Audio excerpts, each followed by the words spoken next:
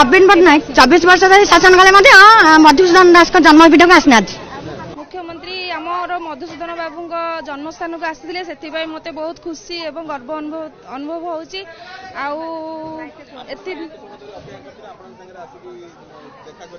सारे आम सहित आसिकी मीट कले से बहुत आमको खुशी लगिला आम भी भाभी नु सारे आसिकी आम सहित पूरा एते स्पष्ट माने अंतर सहित आमको पूरा आसिकी देखा गले बहुत खुशी लगिला आगुरु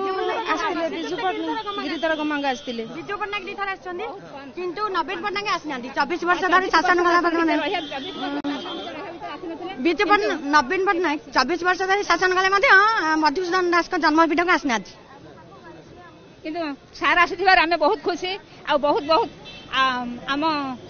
आम हृदय सीएम को आम हृदय रखीचु आउ मधुबाबू जगार ही देखुचु आर उत्तरोत्तर उन्नति आम बहुत बहुत किसी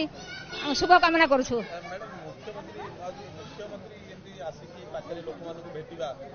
एते सहज कथा नुहे आमको एते आपणार लागुची आमको एते आत्मीयता लागुची जे आम सीएम आम पाखक आसछन्ती माने प्रत्येक लोकंक सहित माने संपर्क रक्षा करी ये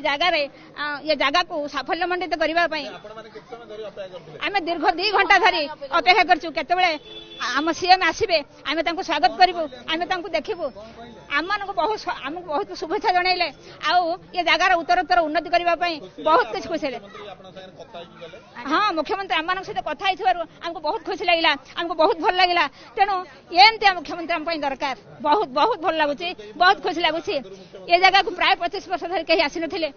या पूर्व बिजू बाबू आसते आ पूर्व गिरिधर गमांग आसते जे 9 वर्ष मात्र शासन भितर थे शासन भितर से भितर प्राय